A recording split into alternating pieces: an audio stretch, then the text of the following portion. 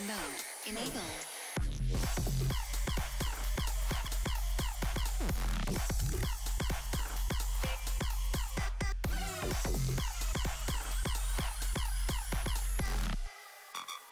Let's play pinball.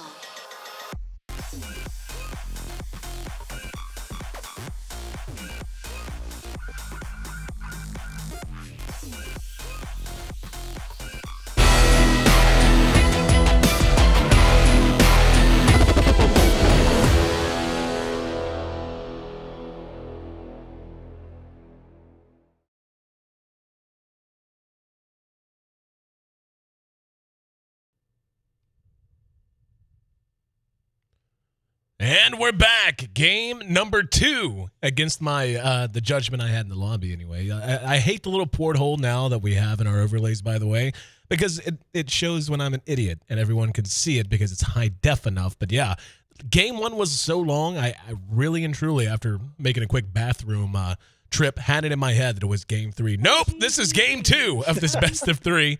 With CDEC trailing 0-1 after an hour-and-a-half long slugfest that took us into the ultra-late game and saw LGD prevail. This time, well, it's a couple purple heroes. We've got Terrorblade and Faceless Void to open things up for them. Skywrath Mage and the Earthshaker from CDEC. I know that was pretty funny. Maybe he was like, this is game 2. Yeah. He was probably so confused. But it's because our first series was, it was what it was. It was over pretty quickly, all things considered. And then it's like almost like that series like blended into a game for me in my head. And then game 2 was so long that it was like, it's gotta be game 3. It's gotta be. It's like 11:30. Yeah, I think that first game was actually longer than the entire series that we casted before it. So to put in perspective. Terrorblade, wow. Finally see this hero get picked up, actually, from a Chinese team. It's been banned out in almost every single game we've seen. I believe every single game, actually, the first 2. And LGD gets it with a Void on top of that. So they got a lot of late game early on. But they do have 2 excellent heroes to deal with the Faceless Void. The Skywrath Mage, we saw just how effective he could be. Vengeful Spirit is still around if they wanted to grab her. I don't know what they would do with her, unfortunately, as they seem to already have their 2 support positions picked up in the Skywrath Mage and Earthshaker, but a Shaker can really bone a Void if he's not caught inside of the Chrono. Fissure really creates a problem. But there's plenty of synergy with Lich as well for Faceless Void. A nice Chrono with 2 or 3 targets and a Lich ult can blow a game wide open. Yep, absolutely. And they could even lane the Lich bottom with the Void if they want to. Although the Lich pick is showing that they're not going to give Terrorblade too much support in lane, like we've mentioned. Normally, I say normally, but they could. But normally you don't see a tri-lane with a Lich in a defensive way. But just because he doesn't offer too much early on in the tri-lane, he has a slow and a nuke, but that's it. It's not like he gets another spell. It's not like Rubik has a lift and then gets a nuke. It's like that's his only spell. But he does go defensive tri-lane every once in a while when he's needed. I'm wondering if he floats around between like mid and top or something, because that could be an opening for for CDEC to do something aggressive against the Terrorblade. I'm wondering if they do. Well, the Invoker pickup's fun. I mean, there's, I hate whenever I look at stuff like this because I feel like it's going to be taken out of context. This is just a possibility of something that I think could be really fun to watch. If they wanted to do something a little bit different, would be to take the Lich, like you said, not put him in just a pure defensive tri-lane position, put him mid, and then run something like the Terrorblade mid, who benefits so much from levels as well as gold. It'll keep his lane pushed back in his favor for quite some time. Then you could put the Faceless Void in the off lane, and then an Invoker up at top with 1 solo support as well. I would really enjoy seeing something like that, I think. Huh, you mean like TB Lich lane mid? Yeah, like TB Sure. Lich mid. And then the Lich can help him with runes. He can help keep and I just feel like Terrorblade benefits so immensely from early level game. And if you can just isolate him in a one-on-one, that's great. But I feel like in mid in particular, it would make the Lich feel useful. It would get the Invoker a lot more experience. Or then a Terrorblade might get out of a pure defensive try, and then you have the Void, who's a reliable offlaner. Sure, I think it could work. The only thing I fear about that is that a rotation from a Skywrath Mage might bone that, just because Terrorblade, his biggest weakness early on in the laning phase is nuking. because he has extremely high armor, but very, very low strength in starting out. So nukes actually just destroy him. And Skywrath has one of the longest range nukes that is spammable early on. So that's the only thing I fear about that.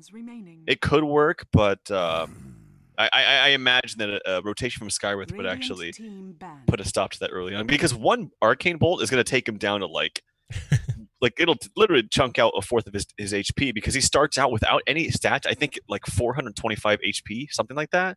Maybe 435. It's very, very low. So Naga Siren's picked up here for CDEC. Yeah, like the Naga, especially in terms of ways to deal with a good chrono. Sleep, always very handy-dandy in that regard. It necessitates perhaps a BKB on the Void if he wants to be able to reliably get inside the chrono and do the damage he wants to do. But still, even if you're able to net him very quickly, that can make a difference too. So still want to see how LGD is going to round this out. One would imagine it pretty much has to be just some kind of a hard support to go along with the Lich, some sort of a lane support.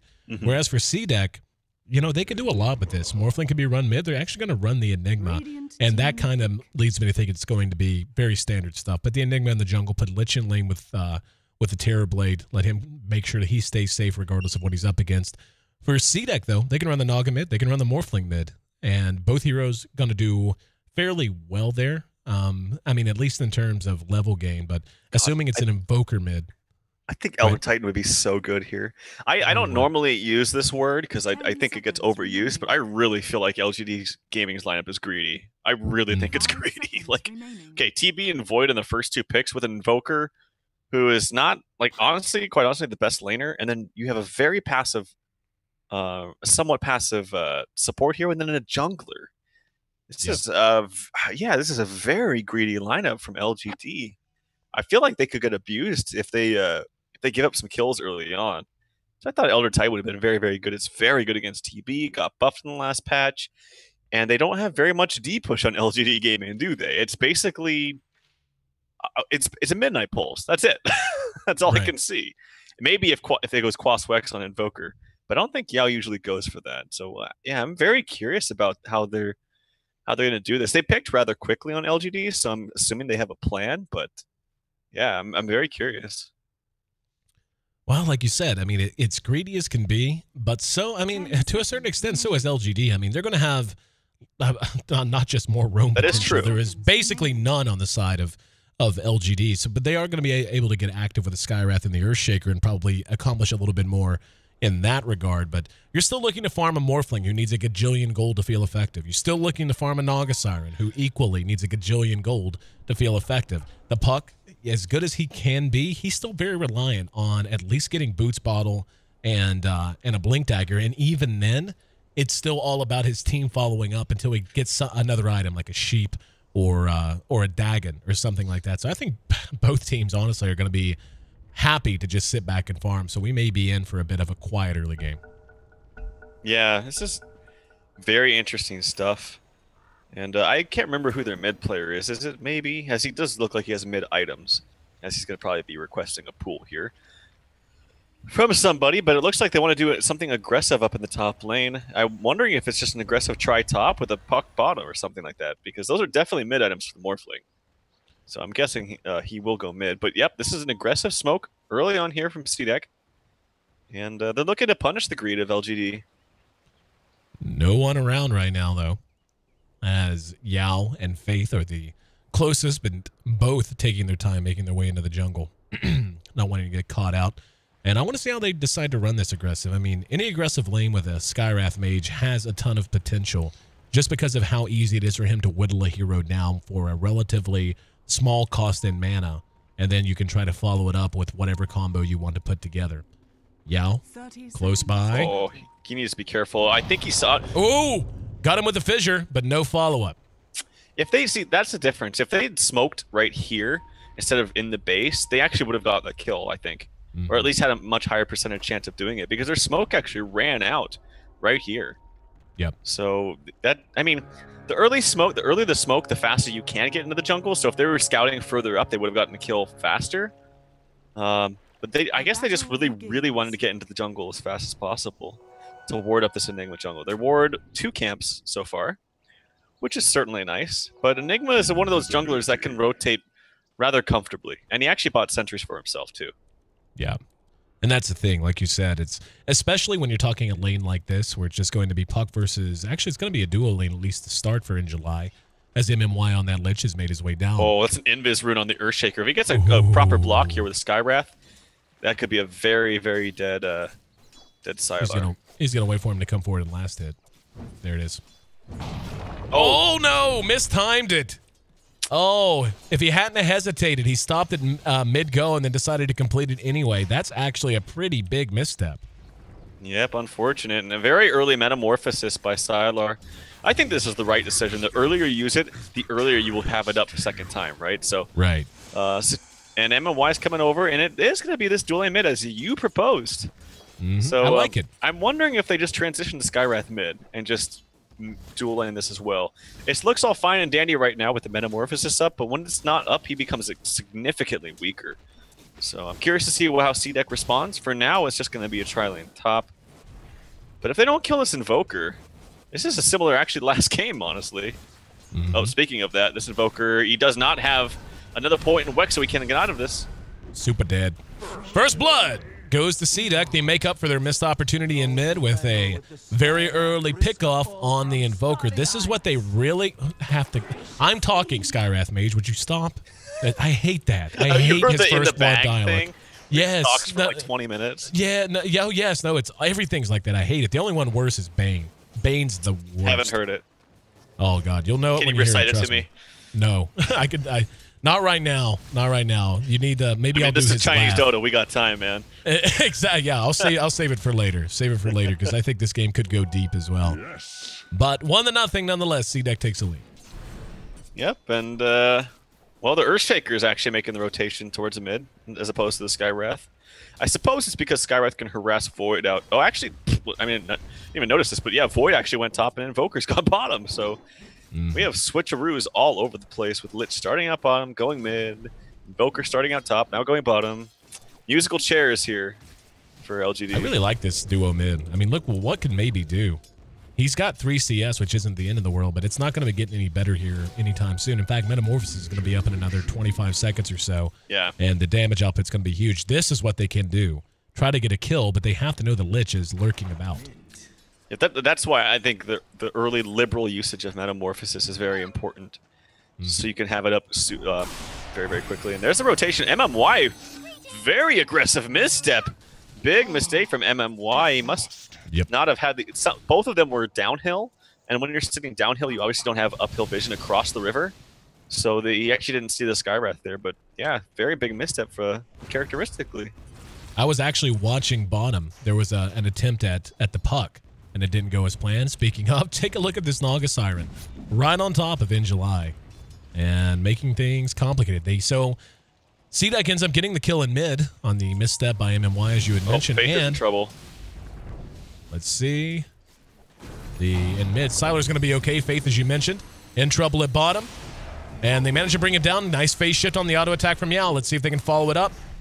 Oh, we got him with the enchant totem. Isn't enough? It's going to be close. They may end up getting Q behind. No, the Eidolons actually wore off, and they kill the Invoker as well. What is going on? CDEC making it happen in every lane on the map. Well played, 4-1. Yep, and it's a 1v1 situation up top, but it's basically Naga free farming with the better start that he had. I want you to go ahead and click on Puck and check out his skill build right now, because I've never seen this. This has to have been a misclick. What, with 2 points in the phase shift? Yeah, I don't think there's any reason, because it doesn't go down and cool down. So it's not like he wants to spam it more. That had to have been a misclick. Don't know. I mean, so far, he managed to avoid a gank down there to begin with. And there was a weird little sequence in the river there with MMY and maybe, by the way. MMY just basically let him take a rune right out from under him. LGD seems kind of all over the place right now. And CDEC is capitalizing. They deserve a lot of credit for what they're managing to do. I mean, this isn't too surprising to me just because of how greedy LGD is drafted. I mean, yeah, you do have a Naga, Morphin, and CDEC, but I think those are much better laners in general than Invoker, Void, TB. Now, TB has been doing well with the assistance of Lich, and Faith has been moving around, has Soul Ring, and... Oh, Fissure got them both. And MMY, they're going to get... Oh, they might get them both. No, maybe decided not to go in the tower range. One more auto attack would have done it, but Q actually takes the kill on the Terrorblade up at top. In July, engaging onto the Naga Siren is actually going to time walk on top because here comes Faith, and Faith's there with the Midnight Pulse. And the mirror image, don't think is going to be enough as the damage output from nothing but right clicks and a little help from the Eidolons makes that another kill. This time, though, going the way of LGD. And hell, they're not done. Here comes Q, and there's the Chronosphere. In July, a fresh 6. Managed to get one. Faith's still going to end up dying because of the fissure, though, so instead of getting away, tried to hang around. And in July, being pursued out. Doesn't look like they have any confidence they can kill him with 1 point in the backtrack. Yeah, there was no more mana up on the Enigma, so the damage output from him was purely coming from 55 damage auto attacks, and the only bash he got was actually out of the Chrono, so it didn't do double damage. And man, that's a big missed opportunity. That's your first Chrono too, so very unfortunate for them. 6-2, CDEC remains in control, even after Faith was ended up feeding himself to get a return kill. But anyway, the Puck is doing okay. He's level 6 now. I feel like this could have been much better, but also much worse. He's actually out-leveling the Invoker. Has been a bit of a busy lane bottom for him. But now 3 rotating up the top for CDEC. Yeah, we've been seeing a string of Quaspex Invokers as of late, too. So Yao choosing to have the more utility build. I think that's good because I think actually Exort Invoker would just be the icing on the cake for this greedy lineup. But Pucky does have Coil now, too, so if anyone comes down here, this could be a potential wraparound here from the Lich and the Enigma. As they were very close to that creep. I wonder if they got spotted. I mean, I know it's nighttime, but man, they were really close. And Puck is actually playing defensively. Yep, they're definitely spotted now. Yeah, that got fogged there. That was not the best gank. And he's able to make it away up at top, though. Void, 30 seconds till Chrono. Has a lot of attention being given to him. No help's coming, at least for the moment. He's going to turn and try to auto-attack the Skywrath. And they're kiting him about as well as you could possibly ask. There's going to be, yeah, the Riptide, and he's silenced. They have the damage. Song is up on the Naga. And there's going to be a Tornado. That's going to connect. They may end up deciding the Song here. She's going to lose all of her mana, though. No, never mind. EMP. Just out of range. And the Skywrath is still handy. And he's, yeah, they're just going to turn the corner and show themselves. Little sloppy play as Garter also revealed himself with that fissure through the woods. Still accomplished nothing against In July. Down at bottom, let's see if they want to try to maybe dive. Looks like they were considering it, but very defensive positioning from Puck. He should be fine. In July actually backtracked a lot of that. I think he backtracked 2 good auto attacks, and then the level 3 Fissure came at the end there, and he backtracked that too. Speaking with all of that, though, as finally his luck runs out. Yep, well, it's at that ward they placed. They knew exactly when he was going through. And here comes Yao. He's going to walk right past it as well. Yeah, not too good for him. He will have Chrono when he's up, but CDEC is definitely out farming as far as CS is concerned early on. And Naga not doing too badly. Not doing too badly at all. There's a stun. It's off the mark. The Fissure actually goes on the wrong side, unfortunately. That would have been a kill, I think. Oh, wow. They actually killed the Puck. A Black Hole used. Yep. Caught him down at bottom. Now Yao going to be charged upon. Song is ready. There's going to be a Fissure. Caught him on the right side of things that time. However, there's the reaction. Now, oh, has the Song. Chrono is up. They got to decide what they want to do, and they got to decide quickly. And mid, yep, looks like we're going to see maybe in some trouble as well. Being pursued out. Yep, there's the Chrono. Chrono went down in the meantime. Caught Garter with it. He actually got the Skywrath Mage as well. They'll definitely get the Earthshaker. But that'll be it. Maybe in the meantime, in mid, did manage to make it away. There's, I was going to say, maybe they're not done, but not enough mana on the Skywrath Mage to play ultra aggressively. And In July gets the deny. And now there's going to be some Arc Boots used. Let's see if they want to pursue him out. He has no mana himself. He will be ensnared from behind. Here comes the Puck as well. Has Coil at the ready. Will he use it? Yes, he will. Tornado's going to come in. That'll buy him a little bit of time. He's going to turn and do what damage he can, but ends up dead regardless. And Yao, not in any shape to re-engage by himself, has help on the way. That's MNY, who is level 6. So he's going to have a Chain Frost, but doesn't look like they really want to commit to this fight at all. Maybe I just haven't played Terrorblade a lot, but I've been seeing Terrorblades max out Conjure Image over Metamorphosis, but the instance that I saw right there, if he hadn't done it the other way and maxed out Metamorphosis over Conjure, he 100% gets the kill on the Morphling. It was really, really close, and the damage scaling for Metamorphosis is quite good. as far as bonus damage. It goes up by 20 each level, but when you're attacking constantly with high agility, it really adds up. So it's a little bit of a curious thing. Obviously, you farm faster with more levels in Conjure Image, but just an interesting thing to note. Yeah, I think it's just greed. It's like you said. I mean, he's a greedy hero in a greedy lineup. And I think any kills he gets for the first 20, 30, nah, I won't say 30, say first 20, 25 minutes are going to be considered value. Like value added, not necessarily what he wants to accomplish. Yeah, I don't know. I think this bonus damage scaling is just so worth it to level it up. And the extra duration, which is not the best scaling, but the damage is certainly good. But nonetheless, it's kind of a wash here in mid now. That maybe he's been freed up some time. 47 CS for him, 43 for the TB. I favor the TB a little bit more in that regard, but still relatively even. 3-man smoke from CDEC.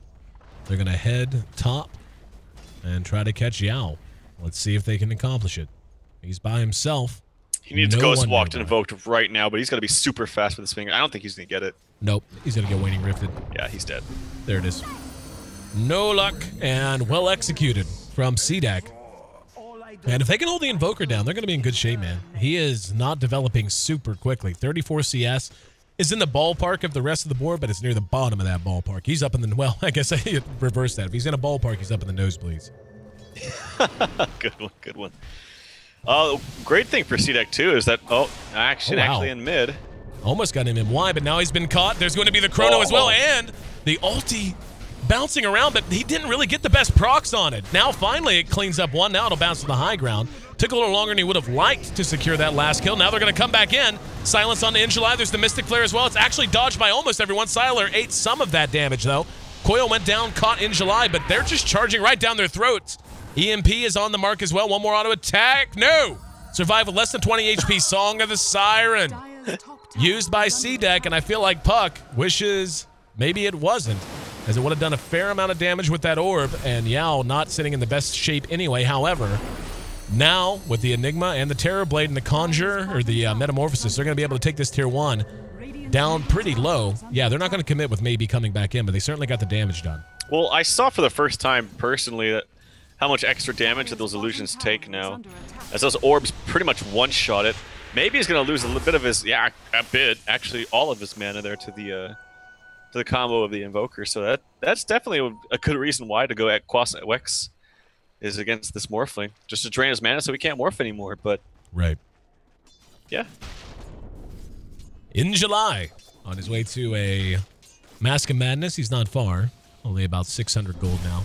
Maybe I feel like he's actually done remarkably well here. I mean, he's barely leading the Terror Blade, but depending on how the Terror Blade builds out and what period of the game he really wants to see himself come online fully, like how greedy is he going to be? Is he going to go pure, aggressive? Is he going to go straight for like a Manta? Or is he going to go something a bit more defensive? We'll have to wait and see. He needs to be getting out of there right now. He just got hit and caught from behind. Mystic Flare. There's that low HP you were talking about, man. He just evaporated once he got caught with a fissure.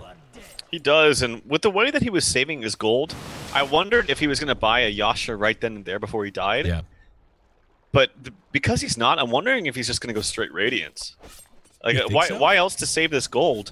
Most of the time, if you're going to buy some build-up items, it's either a Yasha or a Drums. Now, if that was the case, if he was saving up for a Radiance, because he died right there, he might want to change his game plan and just buy some kind of build-up items just because he's been stalled now. So I'm curious to see what he does with his gold. He hasn't spent it yet, so that leads me to believe either Yasha or a straight Radiance. Jin July in trouble. Puck reveals his Blink Dagger for the first time, and with the help of a couple of ultis and a Waning Rift, they I shouldn't say solo kill, but they pick off the Faceless Void at top, and holding him down certainly quite nice. He's 0-3-4, so another rough Faceless Void game. This time it's on the other side, though. Yeah, well, I mean, he had some different problems this game. I mean, the rest of his team is quite greedy, more so than I would say the last game. But Faith, as a result, actually has farmed. Oh, nice combo here from Boker. Oh, Black Hole, though. Ends up catching the Skywrath Mage to secure the kill there. Behind that, here comes the Puck, doing what he can, but the mech showed off. Faith got the Black Hole off and got the Skywrath down. He may end up dying again. He got off the Mystic Flare, and he does end up dying. He trades himself for the Invoker, though. And now Siler trying to do what he can. There's going to be the Chronosphere onto the Puck, though. CDEC and a rough sequence. Looked like a good start, but the follow-up a little sketch for them. And maybe he's being pursued by Angelaya in this conjured image of the metamorphosis. The damage output on Terrorblade, even at this level, even with nothing but treads, is just tremendous. Oh god, and that was a, let's see here. I can't scroll up to see who actually got the streak of Skywrath, but that was a big streak. And that was a dieback for him. What a momentum swing. So at least they have this Naga who is very, very farmed and actually only 800 gold from the Relic, which is fantastic. But I just feel that the late game is just superior on LGD. They have way too many cores to deal with. I mean, just the first two picks in this lineup were Void and TB. Already you're like, okay, that's super greedy, but if they get up to a point, we're screwed. We're boned. Right. And exchanges like that, diebacks on heroes that had, what was that kind of streak? An unstoppable streak or whatever? I don't know what 6 is. I can't remember, but that's not good. Well, maybe he's in some trouble now, too. Yep, attempted gank onto the Terrorblade. Couldn't catch up with him in time. Yao's going to be in trouble, though. Right place, right time.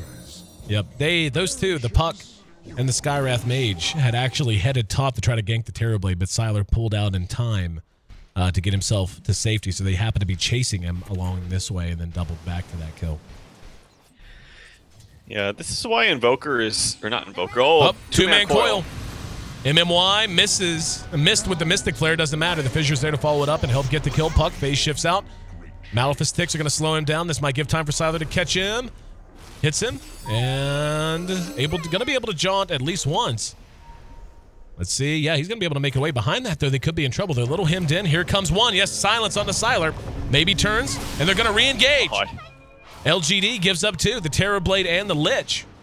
And there's going to be a tornado that catches Puck. I don't know if they're going to want to go in off of it. Hell yeah, they are. Yao just rushing right uphill and forcing the Puck to run for his life with less than 20 HP. 15-9, CDEC maintains the lead. How do you feel about these trades that LGD's taking? Well, it was fine, but these recent ones were awful. Like, Sylar is playing way too aggressive. I mean, yeah, he feels like he's much stronger than he is, but he's hoarding all of his gold. That was an Echo Slam just used on creeps, by the way. Yep, just the farm. I saw it. Alrighty then, as Ace Ventura would say. I don't know about that, but okay. Anyway, this Terrorblade, like, he feels like he's much stronger than he is, but that's what I'm talking about, man. 12 armor, that's awesome, but he has 800 HP. And yeah, I'm pretty sure this is a Radiance rush. But it's not really rushed, is it? Like, he's 2,700 gold. And the thing is with a nerf to the illusions, I feel like even if he goes Radiance, these illusions are just going to die instantly. I don't agree with this at all. Like, I do not think this is the correct build. I completely agree. Oh, Black Hole! Oh, he stutter stepped it, and the Puck's going to get away. He caught him initially. Really? He had him. It's big blown ulti there from Faith. I don't know if it started to cast, he wanted to cancel it. You know, so I've done that before where you stutter step because you think they're going to get away, so you try to stop it, but you're a little late and it ends up going off anyway and going on cooldown. Either way, that's kind of a big deal. They're going to try to take a Roshan off of it. And let's see if they are aware. No, I don't think they are. Yeah, they have no wards here, actually. All their wards are aggressive into the LGD jungle, so... And they're pushing up top. I don't think they're going to get this tower, and this is going to be a favorable trade from LGD. Or for LGD, I should say. I think they could have fought them there with the Black Hole down. They could have. They just didn't really know because they had no exactly. vision. No, exactly. That's what I'm saying. Like, if one of those wards had been put near the Roche pit, they would have been in great shape. They're going to be able to save this tier 2, as you said, or at least one would think they will. Maybe he's getting fairly farmed, though. He's going straight up Ethereal Blade, by the way. Has the Ghost Scepter already done in 2,200 already. And banged towards it, not a single defensive item. I think this is correct, by the way. Especially when you're evaluating the situation, seeing that TB is as underfarmed as he is. Even if he has a Radiance, at this, like, it's weird because usually when you rush an E-Blade, you can't really one-shot anybody because they're just... You actually don't have enough points in agility. By the time you usually rush it, you don't have full points up into your adaptive strike. In this case, he's going to, but I think he's actually going to be able to one-shot burst the Terrorblade just because how low his HP is. And that's a Radiance completed onto the Naga. Not the earliest, but definitely not the latest. Latest. Pre-20 minutes. Pre-20 minutes isn't bad. Yeah, it's fine. It's definitely fine. We are hitting the 20-minute mark right now. Enigma has gone mech, and now the BKB to follow. I believe that's the right call, though Ensnare is going to be a big issue has to cope with, and so is a Mystic Flare. Hell, why don't we just Echo Slam everything? Use it to clear creep waves, use it to kill an Enigma who was already super dead. I guess, you know, if you're, you know, sometimes in big fights, you wish you had it and you didn't, but if you can secure a kill, maybe you don't even need to take big fights. Just keep killing them off one by one, and they can never group as 5.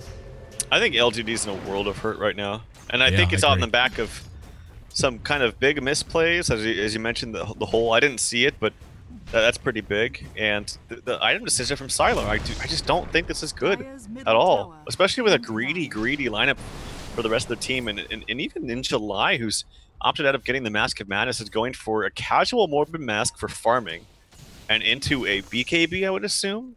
Where's his damage? Where's the damage output? Where's it coming from? Last game.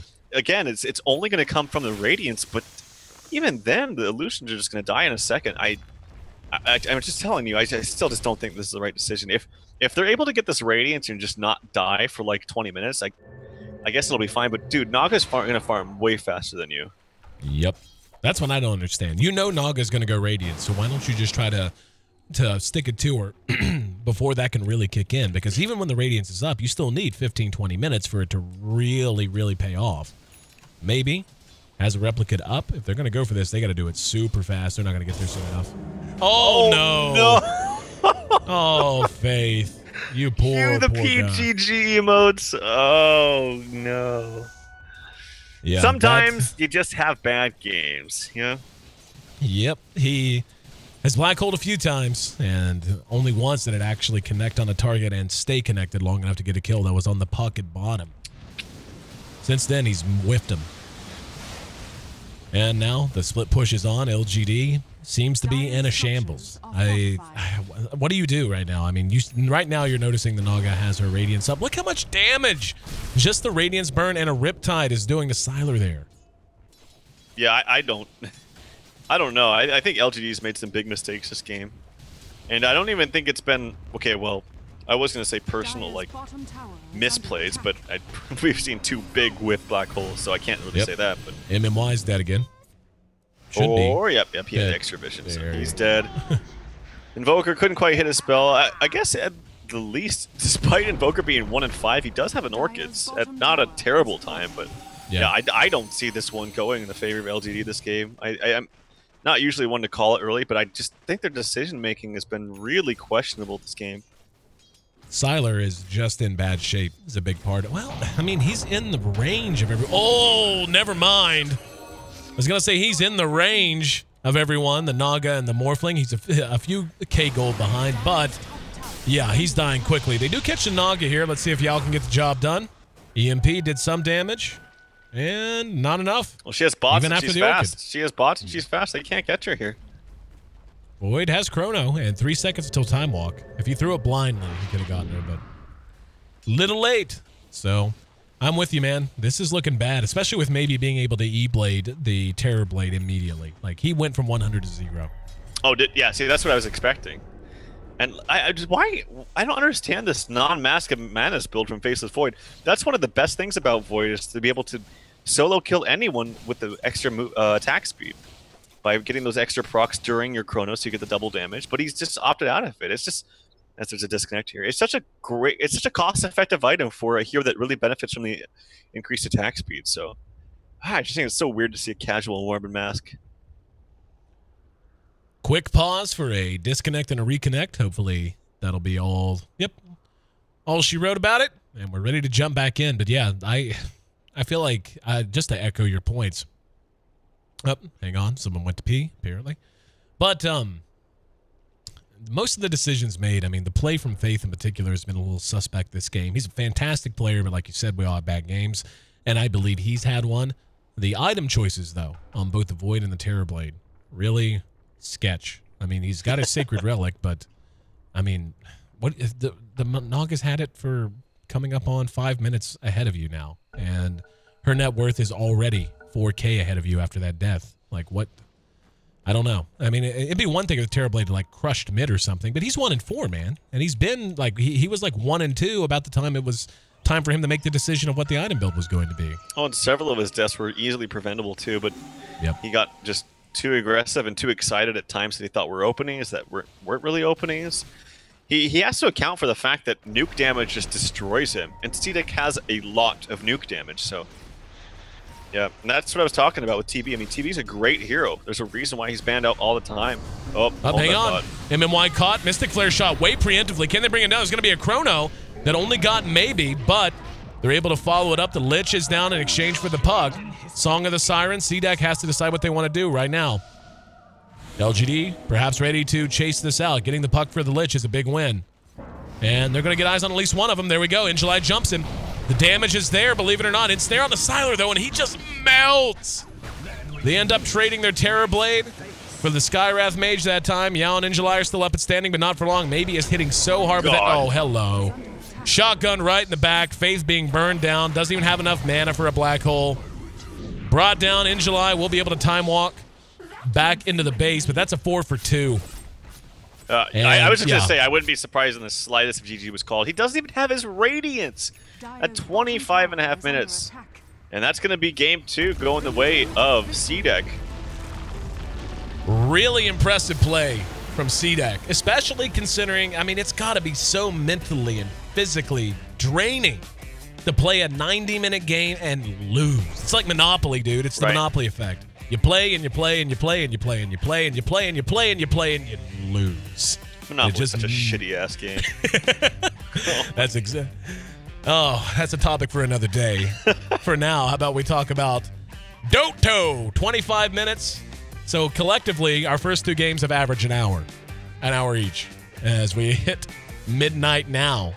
CDEC knots this series up 1-1, and we're going to